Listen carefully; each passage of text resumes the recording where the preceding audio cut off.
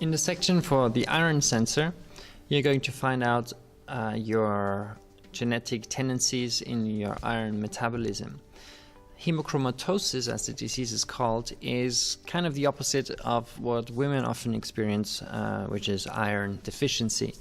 In this disease, a certain genetic variation causes the body to absorb too much iron into the body, and this then starts to accumulate. And this is a very slow process. Over years, iron starts to accumulate in your organs, and it starts to first damage joints. Then it is going to influence the immune system, so you're likely to become ill more often. Then it can cause diabetes. It can damage the liver in form of liver cirrhosis, and eventually it could also end fatally.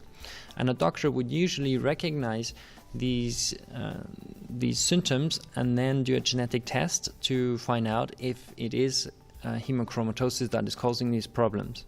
Now, misdiagnosis is quite common in this, however. So 76% of cases of doctors don't recognize this correctly. And so they're usually treating diabetes that has been caused by iron toxicity, and they are treating the follow-up disease, but not actually the cause.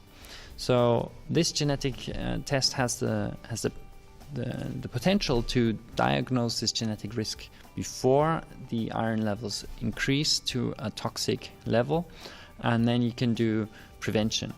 So first, if you click on summary of effects, you can see your own risk. If you're down here in the normal range, it means your genes are not absorbing too much iron, everything is okay. If you're up here, it means your body might be absorbing too much iron, and you should start with prevention. And if you click on prevention, you're going to get some personal information about what you should do.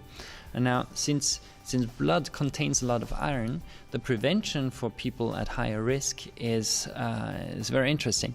They are recommended to go and do blood donations 5 to 6 times a year, because blood donation takes a lot of blood out of the body.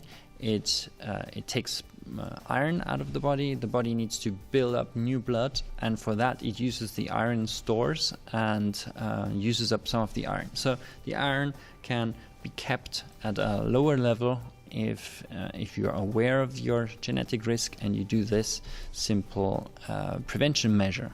There are also ways of reducing your iron intake through nutrition, lower alcohol intake, and so on. So to read through this section, you will find out personal recommendations based on your genetic profile.